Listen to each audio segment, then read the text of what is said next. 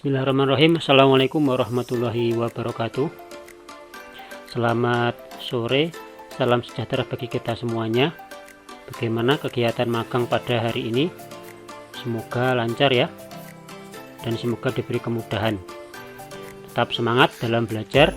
Pada kesempatan sore ini kita akan belajar mengenai resiko dan juga APD. Sebelum ke resiko, kita harus tahu dulu apa itu bahaya ya, karena resiko itu timbul karena adanya bahaya. Nah, identifikasi bahaya dan resiko merupakan dasar dari manajemen K3 di sebuah perusahaan. Kegiatan identifikasi bahaya dan resiko harus dilakukan secara efektif dan harus sesuai dengan kondisi di perusahaan atau tempat kita bekerja. Sebelum ke resiko, kita harus tahu apa itu bahaya. Bahaya adalah semua sumber potensi yang dapat menimbulkan kecelakaan maupun penyakit akibat kerja. Itu dinamakan bahaya.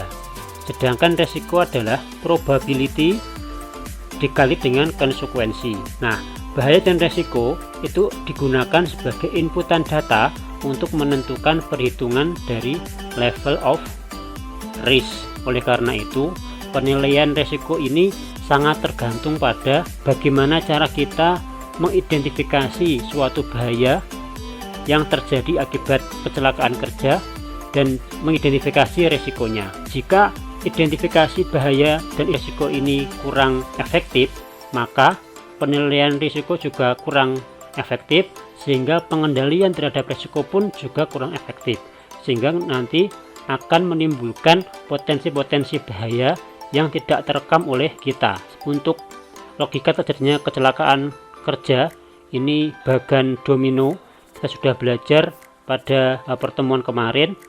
Saya akan lanjut menuju langsung ke bagian APD ya. Nah, alat pelindung diri atau APD. Alat pelindung diri dipilih berdasarkan jenis bahaya dan pekerjaan yang kita hadapi. APD hanya dipakai sebagai perisai atau menghindari kontak langsung tubuh kita dengan bahan berbahaya, bisa kimia, fisika, biologi maupun energi. Nah, yang harus kita tanamkan dalam mindset kita adalah APD ini adalah sebagai pembantu ya. Artinya sebelum kita melindungi diri kita di bagian luar, kita juga harus melindungi diri kita di bagian dalam. Artinya apa? Kita harus menanamkan mindset bagaimana kita bekerja dengan baik dan benar. Kemudian kita juga harus berdoa dan meniatkan segala pekerjaan kita itu dengan ibadah seperti itu, sehingga ketika kita bekerja itu kita menjadi sangat berhati-hati, dan itu merupakan APD dalam diri kita sendiri seperti itu. Nah, jadi jangan sampai punya mindset bahwa kalau kita sudah menggunakan APD, baik itu masker, helm ataupun sepatu safety, kita akan terhindar dari kecelakaan kerja. Itu salah, itu mindset yang salah, karena APD hanya sekedar melindungi kita lah. Kecelakaan ya semoga saja tidak terjadi gitu. Intinya APD itu adalah meminimalisir resiko yang akan kita hadapi dari kecelakaan kerja tersebut. Pemilihan alat pelindung diri. Yang pertama, dapat memberikan perlindungan terhadap bahaya yang dihadapi oleh pekerja. Yang kedua, memenuhi standar. Yang ketiga, ukuran yang sesuai. Yang keempat, bentuk dan warna yang menarik ya. Jadi APD ini harus ukurannya sesuai, jadi harus nyaman kita pakai gitu. Kalau kita menggunakan APD yang nggak nyaman, nanti malah menimbulkan bahaya juga gitu. Yang kelima, beratnya seringan mungkin. Ini karena dengan ringan tapi safety akan membuat kita lebih nyaman daripada pakai safety shoes misalkan tapi berat sekali. Yang keenam, tidak menimbulkan bahaya tambahan. Misalkan pakai safety shoes yang berat, yang tebal, besinya terlalu tebal, aman sih aman, tapi kaki kita menjadi lecet seperti. Selanjutnya, tidak membatasi gerak si pemakai ya, tadi ya. Intinya APD ini adalah bagaimana membuatnya menjadi nyaman kita, aman dan nyaman seperti. Terakhir yaitu suku cadangnya mudah didapat. Ini ya, APD digunakan sebagai upaya terakhir dalam melindungi tubuh kita. Sebelum APD digunakan, upaya lain yang harus dilakukan adalah engineering, kontrol, dan juga prosedur. Ini adalah bahaya dalam pekerjaan. Itu bisa jadi benturan, objek yang tajam, vibrasi, kebisingan, bahan kimia, partikel, debu, dan juga uap. Ini bahaya-bahaya dalam pekerjaan, tergantung pekerjaan kita apa ya. Nah, pekerjaan di bidang mekanik tentunya benturan sering terjadi seperti itu. APD ini ada beberapa kegunaan ya. Ada APD yang digunakan untuk melindungi kepala, ada yang digunakan untuk melindungi muka dan juga mata, ada yang digunakan untuk melindungi telinga terhadap kebisingan, digunakan untuk mencegah B3 atau bahan berbahaya dan beracun masuk ke dalam sistem pernapasan. Selanjutnya ada yang digunakan untuk mencegah terjatuh dari ketinggian, melindungi tubuh, melindungi tangan, melindungi kaki, dan juga mencegah dari tenggelam. Poin-poin ini nanti akan kita bahas dan satu persatu sesuai dengan kegunaannya. Yang pertama adalah alat pelindung kepala. Alat pelindung kepala atau helm berfungsi untuk melindungi kepala dari benturan, terantuk, kejatuhan, atau terpukul benda tajam atau benda keras, paparan radiasi panas, api, percikan, dan bahan kimia, jasad renik atau mikroorganisme, dan suhu yang ekstrim. APD yang termasuk ke dalam pelindung kepala adalah helm atau helm pengaman ya, safety helm, topi atau tudung kepala, dan penutup atau pengaman rambut yaitu hairnet. Syarat helm yang baik adalah tahan benturan, meredam kejutan, dan anti air, dan tidak mudah terbakar. Selanjutnya, alat pelindung mata dan muka berfungsi untuk melindungi mata dan muka dari paparan bahan kimia yang berbahaya, paparan partikel-partikel yang melayang di udara dan di badan air, percikan benda-benda kecil, panas, dan atau uap panas, radiasi, pancaran cahaya, benturan atau pukulan benda keras atau benda tajam. Yang termasuk dalam alat pelindung mata dan muka adalah kacamata atau safety, tameng muka, dan masker selam. Selanjutnya alat pelindung tangan ya.